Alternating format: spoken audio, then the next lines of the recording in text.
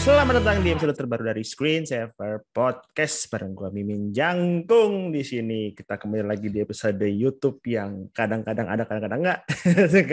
Kadang-kadang gua tuh bingung soalnya mau bikin video YouTube ngomongin apa gitu. Tapi kayaknya ini harus diomongin, karena ini adalah menurut gua adalah salah satu film terbaik yang gua tonton di 2021 gitu. Dan gua nggak sendiri, gua balik lagi ada Panji Pragiwaksono.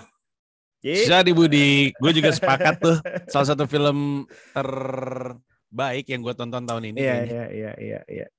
Walaupun emang gak banyak yang gue tonton juga sih, tapi di antara beberapa yang gue tonton ini salah satu yang ngebekas banget. Dan salah satu film terbaik ini ada beberapa yang melibatkan satu aktor ini ya, Andrew Garfield gitu ya. Menurut gue ya. Betul. Betul sekali.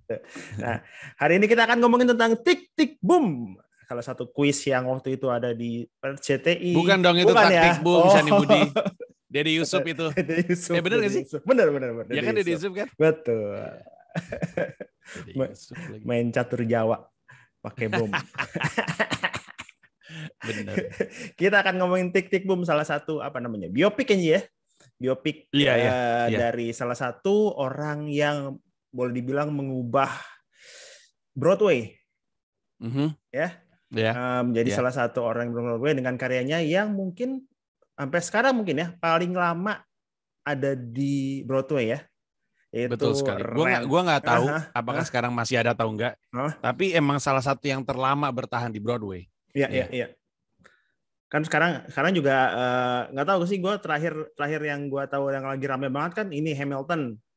Betul. Nah itu juga ada hubungannya sama ini karena yang saudaranya adalah Lin-Manuel Miranda gitu. Jadi salah satu yang bikin Hamilton juga. Ngomong-ngomong lu udah pernah nonton Hamilton belum, Ji? Atau lu memang pengen nonton langsung gitu?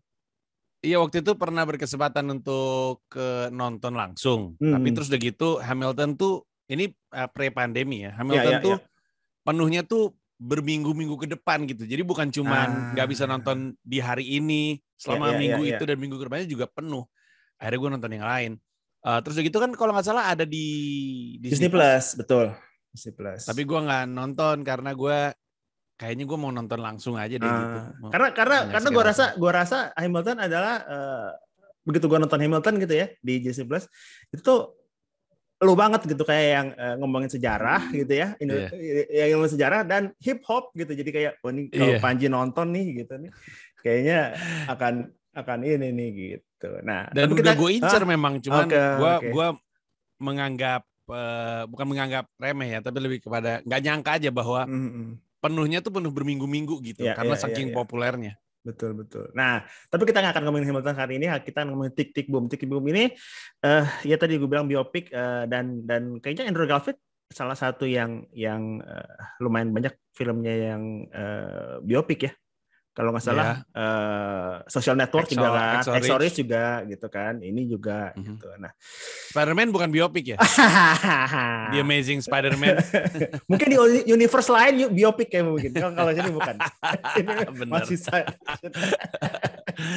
Betul. Gitu. Nah, apa sih yang membuat lo suka banget gitu kan? Kita pernah ngobrol apa yang membuat lo suka banget sama si Tik Tik Boom ini gitu? Karena kalau gue ngelihat begitu gue nonton lagi-lagi seperti Hamilton ya, ini sangat ada irisannya berhubungan sama lo gitu, kayak karya gitu ya, orang yang berkarya gitu ya, orang yang gue tuh paling inget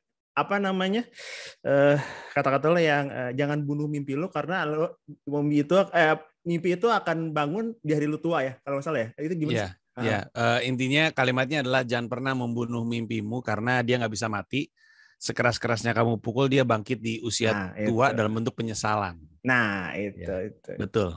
Nah, nyambung ini. Nah, nyambung. Makanya menurut tuh si Tik Tik Boom ini menggambarkan itu nggak, atau menggambarkan apa yang lo pegang selama ini dengan lo dan karya lo? Iya, jadi banyak banget kesamaannya memang. Salah satunya itu tadi, bahwa kalau lo tuh punya mimpi dan cita-cita tuh, lo mesti kejar aja terus. Karena setidaknya kalaupun lu kejar dan lu nggak berhasil, tidak ada lagi rasa penasaran. Jadi lu coba aja gitu, jangan rem diri lu gitu. Dan tentu orang ada banyak alasannya, cuman gue sering mencoba mengingatkan, gue takutnya ntar lu samping-sampingin, lu nggak-nggakin, terus lu lupain, terus nanti pas lu tua dan waktunya udah nggak keburu, lu nyesel gitu. Nah si Jonathan Larson ini ya, si karakter yang diperankan sama si Andrew Garfield ini, tipikal orang yang ngejar mimpinya. Nah tapi ada satu lagi bagian dari si Jonathan Larson ini yang dekat sama gue. Jonathan Larson ini seperti kebanyakan orang, nggak cuma di Amerika Serikat, di Indonesia juga, itu berpikir kalau mau bikin karya pertama tuh harus langsung masterpiece. Pokoknya gue kalau mau bikin tuh harus langsung terbaik, terbagus gitu. Padahal masterpiece itu datang dari proses. Dan itu yang ditelan mentah-mentah pada akhirnya oleh si Jonathan Larson, bikin series lama banget, bukan series, maksudnya bikin sebuah play ya, yang dia niatkan untuk Broadway lama banget, dan pada akhirnya dia sadar bahwa emang ternyata gue harus berproses gitu, bikin dulu aja. Nah kalau dari gue bikin dulu aja, mulai dulu aja, terus bikin yang lebih baik. Gitu. Karena si Superbia ini ya, yang karya pertama Jonathan Larson yang dia anggap masterpiece itu, dia bikinnya itu sampai 8 tahun aja ya. Betul, 8 tahun. 8 tahun itu pun 8 tahun tuh nggak rampung-rampung. Itu salah satu lagi kecenderungan orang yang baru mau mulai berkarya. Ada sindrom 99%. Jadi setiap kali dia bikin sesuatu tuh dia ngerasa aduh tapi belum sempurna nih, ada yang belum nih, ada yang harus diginin gitu, terus akhirnya nggak jadi gitu. Di film tersebut juga digambarkan ada satu nomor ya, satu lagu yang bahkan baru mepet-mepet tuh, baru kepicu untuk keluar lagunya gitu. Iya. Itu menurut gue salah satu ya, makanya gue setuju sama Panji kalau Andrew Garfield ini mungkin salah satu penampilan terbaik Andrew Garfield di film yang pernah dia mainkan ya, dan menggambarkan Jonathan ya. Waktu itu kan lo pernah bilang ke gue kalau Jonathan Larson ternyata suaranya nggak bagus-bagus amat, tapi Andrew Garfield di sini bagus banget sih. Bagus banget sih. Iya. Malah lebih bagus ya. Waktu itu gue ngeliat ada videonya Jonathan Larson. Rekaman dia nyanyiin lagu Action Speaks Louder. Ada lagunya. Terus ada yang komentar, ternyata suaranya jelek ya gitu. Terus diprotes lagi sama yang lain, bukan jelek, itu dia nyanyi live. Kalau Andrew Garfield kan take berulang-ulang. Tapi di luar itu emang karakter vokalnya itu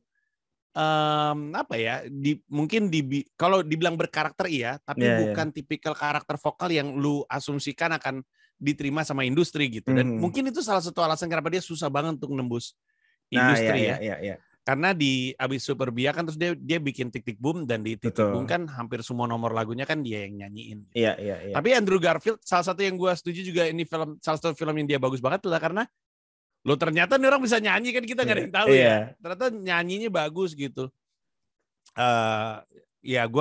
Gue makin kesini makin banyak suka Andrew Garfield.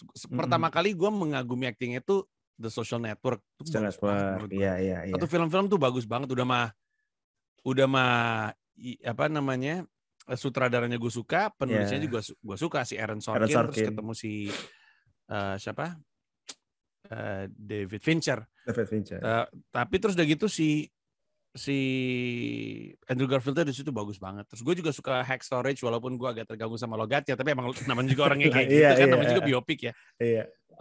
Dan bahkan gue selalu bilang di antara 3 Spider-Man, Tobey Maguire, Andrew Garfield sama Tom Holland, gue tuh, tapi subjektif ya, gue tuh senengnya yang Andrew Garfield, karena waktu gue baca Peter Parker-nya Todd McFarlane sama Eric Larson tuh kayak lu jagung-jagung gitu kan.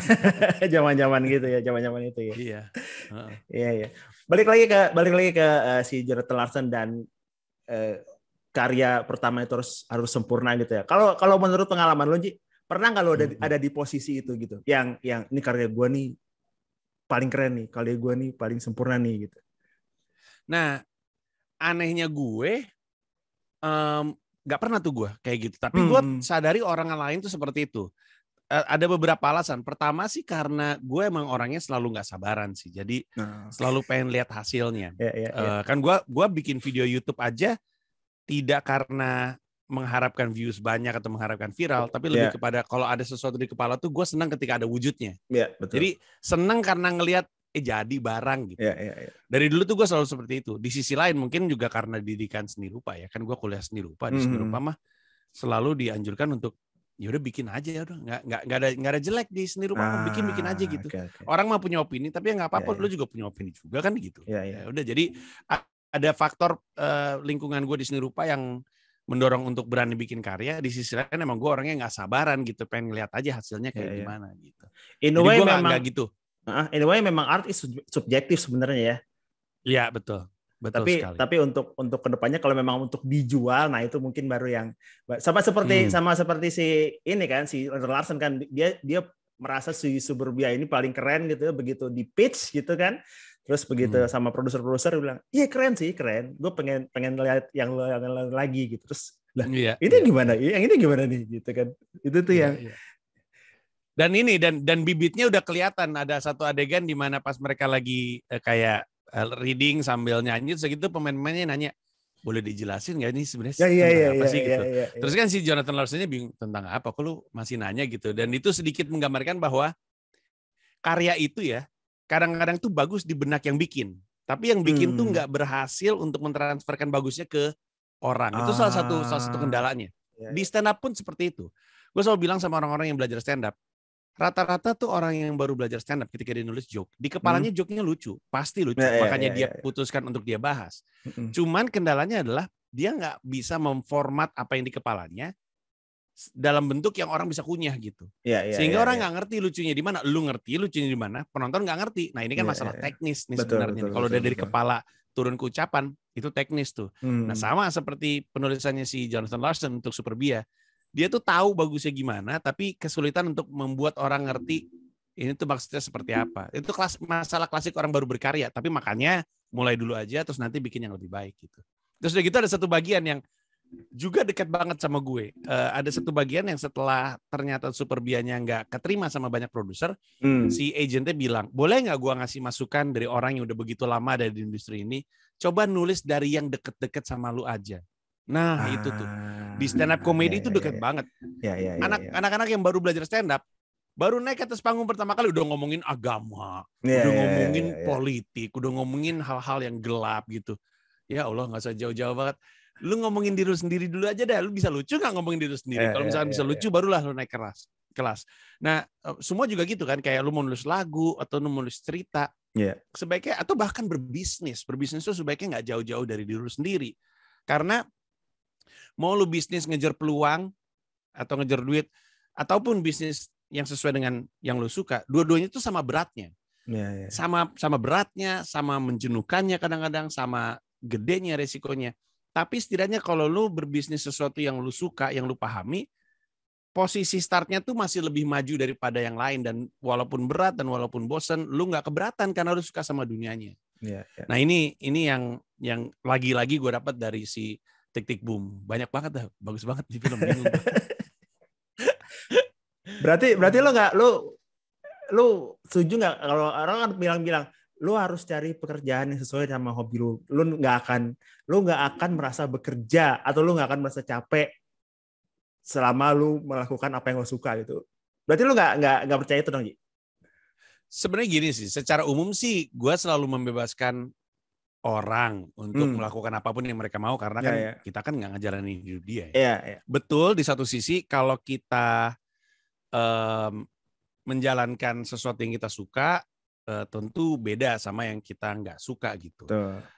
Cuman gue ngerasa ya mau lu ngejalanin sesuatu yang lu suka ataupun nggak suka tuh sebenarnya ntar sama beratnya aja. Cuman kan kuncinya adalah carilah pekerjaan yang capeknya membuat kita bahagia gitu. Capek tapi capeknya bahagia. Kayak ya Lionel Messi masa kagak capek main bola mulu tiap tahun dari dia kecil gitu kan, sampai kakinya mesti dibebet es batu dan segala macamnya, capek tapi kan capeknya bikin bahagia gitu.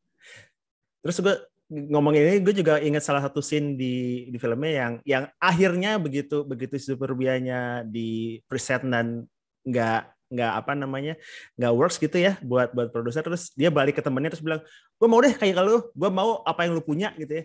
Gue udah capek nih 8 tahun gue nggak bisa ngapa-ngapain lagi, gue nggak mau lanjutin lagi gue jadi waiter terus gue harus nunggu berapa tahun lagi gitu. Terus temennya yang bilang, enggak gitu, gue tahu gue mediocre makanya gue gini, lu tuh cuma Jonathan Sutherland cuma satu gitu. Itu yang itu. Iya. Itu juga sesuatu yang Tapi itu menarik sekali. Jadi kan kalau dari tadi kan kita ngomong dari sudut pandangnya Jonathan Larson, kita nggak ngomong dari sudut pandangnya teman-temannya. Di skena, entah itu stand up comedy, entah itu film atau serial atau apapun, itu selalu ada orang yang pada akhirnya harus berdamai dan bilang ternyata emang gue nggak di sini tempatnya. Artinya kebisaan gue tuh nggak di sini. Gue suka dunianya, tapi ternyata nggak ada kebisaan yang match dengan kesukaan gue. Dan akhirnya dia harus kemudian bekerja gitu. Nah kayak di stand up aja itu banyak yang seperti itu, banyak yang terus-terusan ngotot karena berpikir kalau dia suka stand up dia harus jadi stand up comedian. Padahal kan kalau dia suka stand up kan nggak harus jadi stand up comedian, dia bisa jadi manajer, fotografer, bisa urusan merchandising stand up comedy, bisa banyak hal gitu. Nah ini juga digambarin dan tapi di antara orang-orang ini emang ada yang spesial gitu, kayak si temennya bilang, ya tapi alasan gue jadi kayak gini karena gue mediocre, gue nggak kayak lu. Karena kan digambarkan kan sebelumnya udah diceritain Jonathan Larson bisa bikin lagu soal apapun, jadi udah pasti dia spesial aja. Suruh bikin lagu soal gula dia bisa, suruh bikin lagu soal bohlam juga dia bisa gitu. Berarti emang semua orang juga tahu, tapi lu emang ditakdirkan untuk jadi spesial di sini gitu. Tapi tahu passion lu, tahu bakat lu di mana, nggak serta-merta lu langsung sukses. You have to put in the work gitu. Harus ada disiplinnya, harus ada kerja kerasnya, dan harus ada prosesnya. Nah orang suka, apalagi zaman sekarang ya, karena semuanya memang dikondisikan untuk cepat, suka nggak sabar sama proses. Nah, tiap orang prosesnya beda-beda. Ada yang 2 tahun, ada yang 5 tahun, ada yang 10 tahun. Siapa yang tahu gitu. Iya. Kalau Jonathan Larson itu suburbianya 8 tahun, gue pengen tahu deh kalau Bhinneka Tunggal Tawa lu bikinnya berapa lama, Ji? Pertama kan tuh, lu itu kan pertama kan? Dan itu it's your first special gitu, berapa lama sih? Bhinneka Tunggal Tawa itu kalau gue inget-inget lagi ya, itu kayaknya sih sebenarnya ditulisnya tuh relatif cepat. Karena gue ingat Bhinneka Tunggal Tawa 28 Desember, terus 28 Oktober dalam rangka Sumpah Pemuda, gue sempet bawain tuh. Dan gue nulisnya kalau gue nggak salah Juni, berarti Juni, Juli, Agustus, September, Oktober 5 bulan nulis. Terus set yang gue bawain di acara Berani Mengubah, itu gue bawain lagi di Bhinneka Tunggal Tawa, tapi ada kayak tambahan joke dikit. Tapi itu relatif cepat dibandingin special gue yang lain. Ada yang gue tulis tahun, ada yang gue tulis tahun setengah, ada yang gue tulis 2 tahun. Ada yang kalau dihitung-hitung joke-nya udah dari lama banget, bertahun-tahun yang lalu. Cuman ya hasilnya kan gitu ya, cringy gitu. Si Bhinneka Tunggal Tawa. Sekarang kalau ngeliat waktu itu sih berasa bagus. Berarti pas video ini rilis kayaknya akan udah perayaan 10 tahun tuh, Ji. 28 Desember kan? Iya, 10 tahun. Iya. Jadi salah satu alasan gue pengen bikin perayaan 10 tahunnya dalam bentuk bikin video reaction adalah untuk ngasih tahu bahwa si Panji aja nunjukin ke lu bahwa ketika dia mulai itu dia juga alay gitu. Di stand up special gue tahun 2016 di juru bicara gue bilang bahwa Leonardo da Vinci juga lukisan pertamanya nggak mungkin Mona Lisa gitu. Kemungkinan besar juga pemandangan kali, ada sawah kanan kiri kan kita juga nggak tahu ya. Justin Bieber juga lagu pertama yang ditulis juga mungkin alay gitu. Nah, gue tuh sebenarnya lewat perayaan 10 tahun ini dengan bikin kayak video reactionnya. Jadi gue tuh sejak 2011 gue bawain Bhinneka Tunggal Tawa, gue nggak pernah nonton utuh lagi.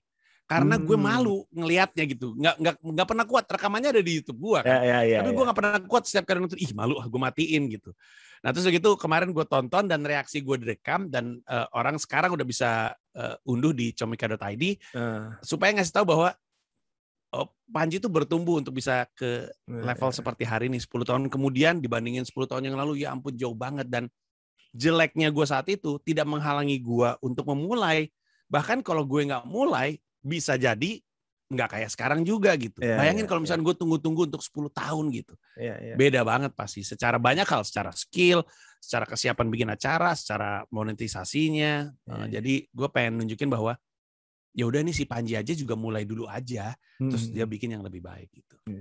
Iya sama kayak Jonathan Larson begitu, Super Biada itu terus jadi Titik Boom yang memang cerita tentang si filmnya itu sebenarnya kayak ada narasi dan dia nyanyi gitu sepanjang film itu, terus akhirnya diceritakan akhirnya dia berhasil bikin Rent itu tadi yang menjadi salah satu mungkin fenomena di Broadway ya. Dan betul. tapi sayangnya dan yang menarik adalah dia benar-benar mengamini agentnya kan, agentnya bilang udah nulis dari yang deket-deket aja. Terus dia benar-benar nulis yang deket banget, yaitu kegagalannya di Superbia gitu. Benar-benar deket banget, dan pada akhirnya kan si Tick Tick Boom itu off Broadway. Jadi teater tapi nggak di Broadway, yang berarti tidak sepopuler yang lain dan tidak bonafit yang lain gitu. Jadi si Jonathan Larson bukan cuma mengamini untuk nulis dari yang dekat-dekat, dia juga mengamini bahwa ya mungkin karya pertama gue emang nggak langsung ada di Broadway gitu. Itu kayak ada orang baru belajar stand up, gue pengen di JCC gitu kayak si Panji. Ya ampun, panjang prosesnya untuk bisa kayak gitu, lu santai aja dulu gitu.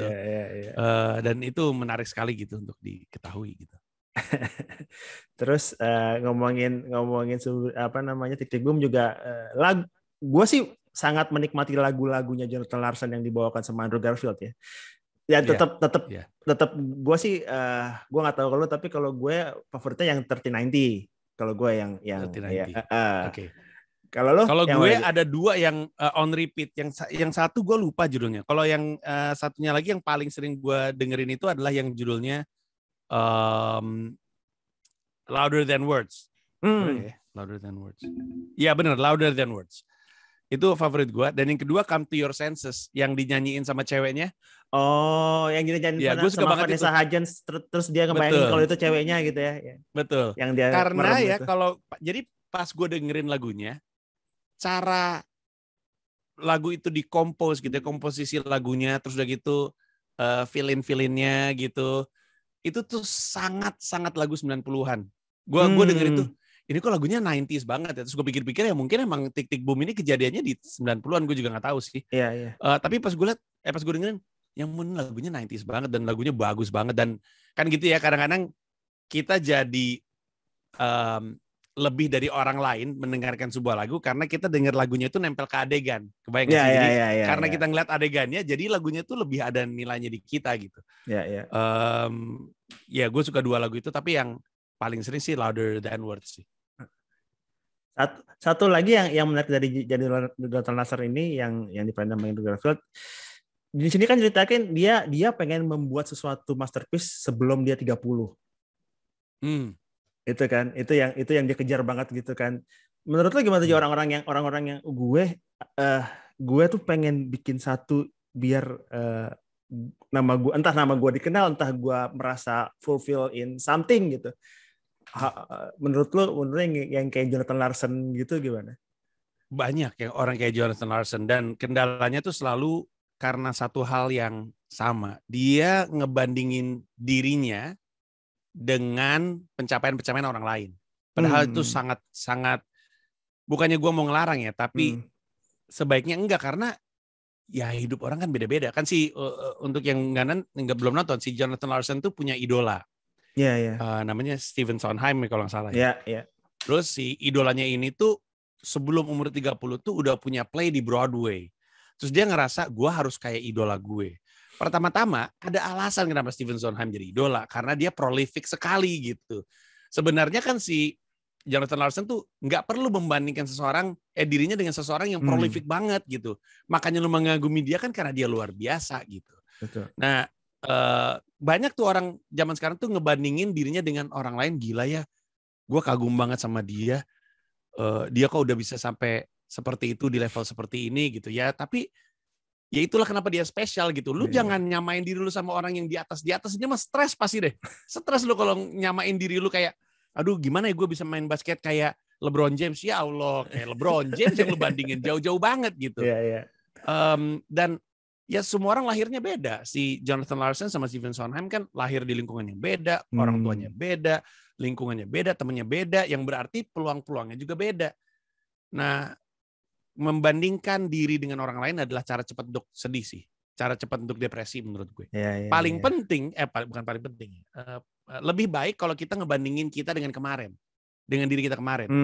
Kalau kita lebih baik dari diri kita tahun lalu, itu udah bagus.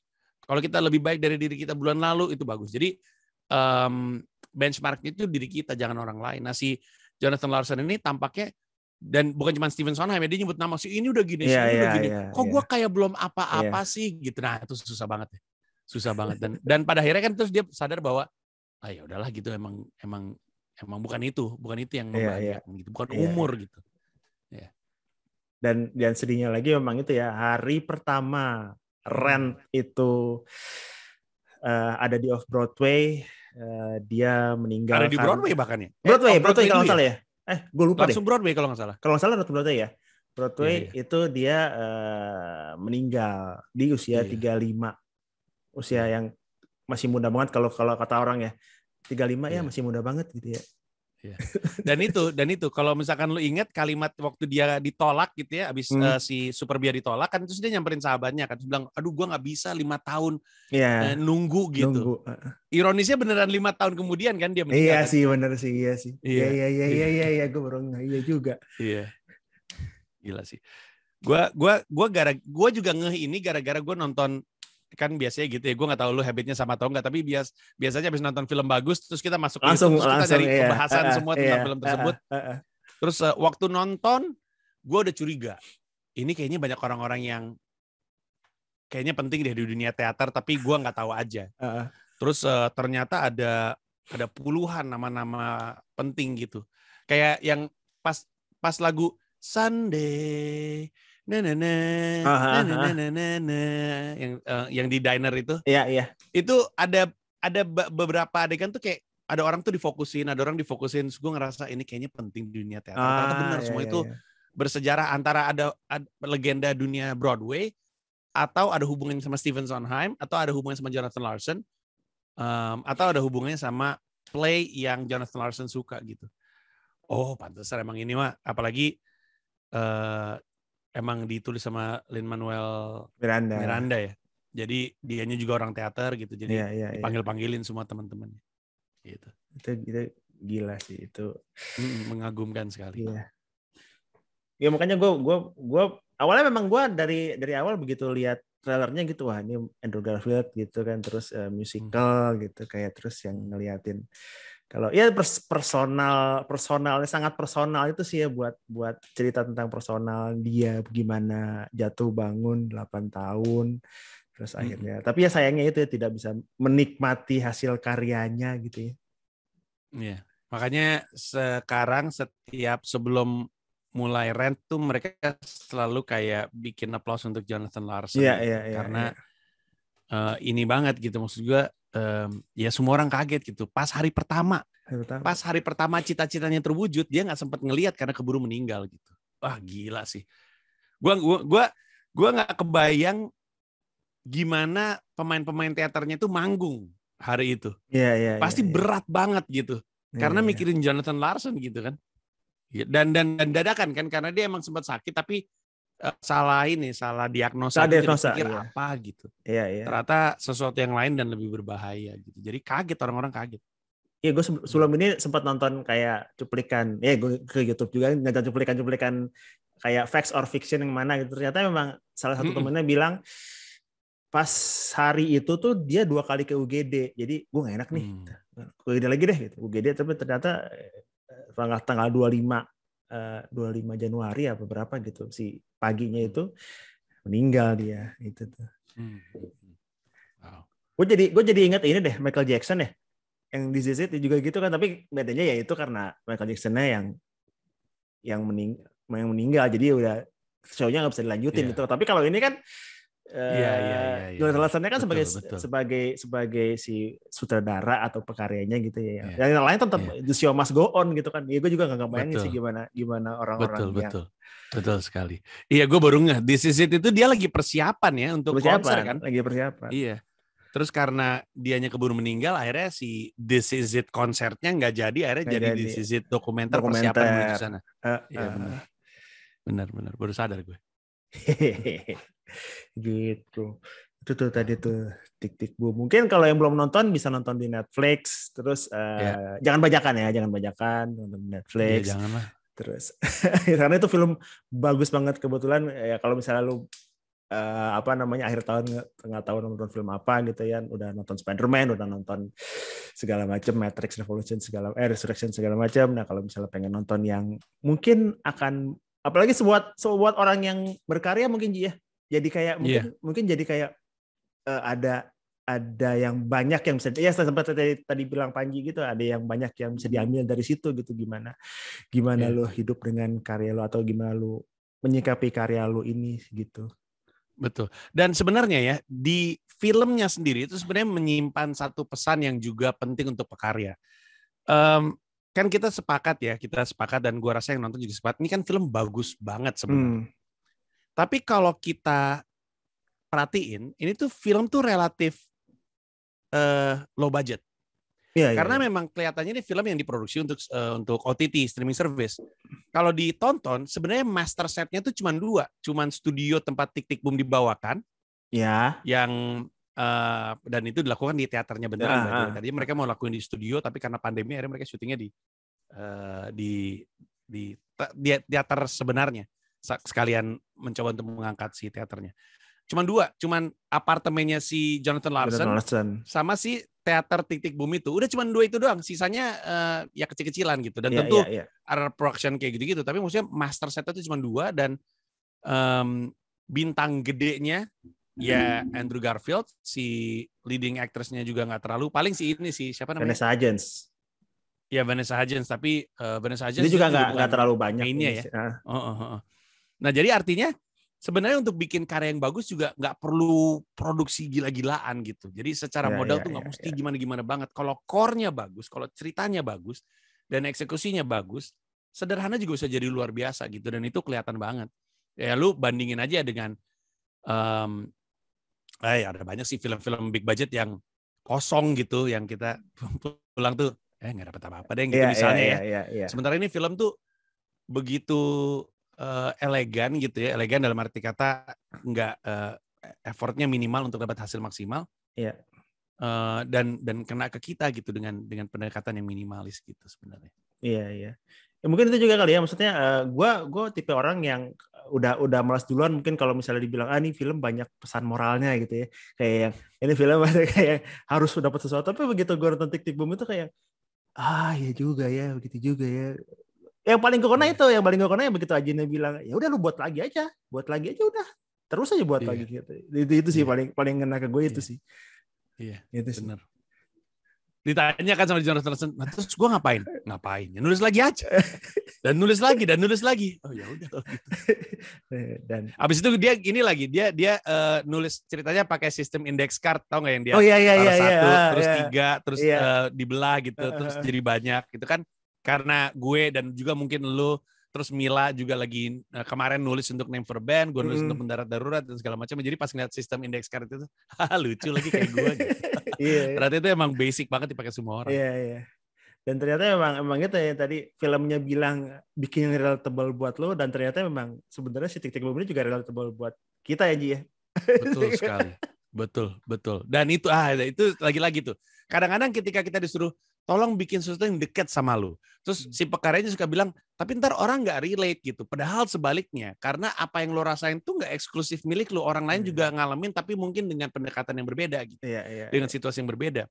Jadi ketika si Jonathan Larson diminta untuk bikin karya yang dia banget, dan dia bangetnya itu adalah pengalaman gagal pitching Superbia, dan memang itu sebenarnya dia banget, gitu ya, deket banget sama diri dia. Tapi orang ngerti gitu, orang pernah juga mencoba untuk bikin karya dan ditolak dan segala macamnya. Jadi untuk orang yang mau berkarya, ketika lo dianjurkan untuk bikin karya yang dekat, bukan berarti orang nggak bisa relate. Justru karena dekat, jujur. Dan karena jujur, orang bisa ngerasain kejujurannya, dan keresahan lo itu tidak eksklusif milik lo, karena umat manusia mah semuanya mah sama-sama aja masalahnya gitu. Itu dia tuh. Kalau sebenarnya masih pengen ngobrol banyak, tapi kayaknya udah kerangkum semua kali ya untuk semua film si Tick Tick Boom ini gitu. Dan orang yang ngikutin obrolan nunggu kapan kelarnya nih, gue pengen nonton. Gitu. Nah sekarang waktunya belum nonton. Semoga memang, sebenarnya ini juga tadi kita ngobrol nggak ada spoiler yang berarti ya, karena memang ya it's a life of Jonathan Larson dari bagaimana dia dari awal sampai berhasil red-nya gitu. Ya makanya kalau kata Panji, prosesnya itu yang menarik untuk diikuti gitu ya di film ini. Ya benar kata Shani, ini bukan rahasia yang diceritain. Lu bisa Google dan tahu apa yang terjadi dengan Jonathan Larson gitu. Ini mah hidupnya semua orang. Cuman ya gitu. Kadang-kadang kalaupun ada sesuatu yang kita kena spoiler gitu ya, kayak misalkan Spider-Man gitu kena spoiler. Spoilernya tuh spoiler yang ya cukup enak gitu ya, karena lu jadi tahu fakta ini fakta itu. Tapi pas lu tonton sih eksekusinya tetap bikin lu kagum gitu. Jadi gue mah ketika terpapar sama sesuatu tetap pengen nonton karena pengen lihat eksekusinya kayak apa. Yes, itu dia. Jadi any last pesan terakhir kayak yang enak banget gue ngomongin. Ada buat yang belum nonton gitu misalnya, atau buat yang penasaran pengen nonton Titik Boom gitu, lu pengen bilang apa ke mereka? Idealnya, karena gue tahu perilaku orang kalau nonton streaming ya, idealnya sih lu tonton hajar terus, jangan tonton stop. Kan suka kayak gitu tuh, kita nonton sesuatu kita berhenti. Untuk ini mendapatkan keutuhan flow-nya, karena itu sebenarnya itu bisa roller coaster banget loh, bisa emosional gitu kita ngikutinnya gitu.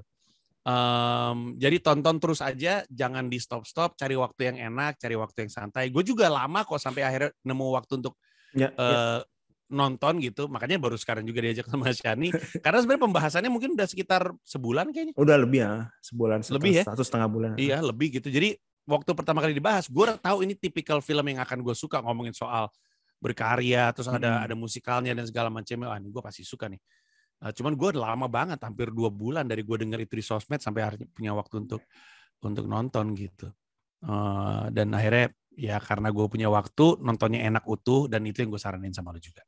Semoga memicu semangat untuk berkarya. Dan pertama kali yang lo tweet adalah Andrew Garfield is a great actor ya.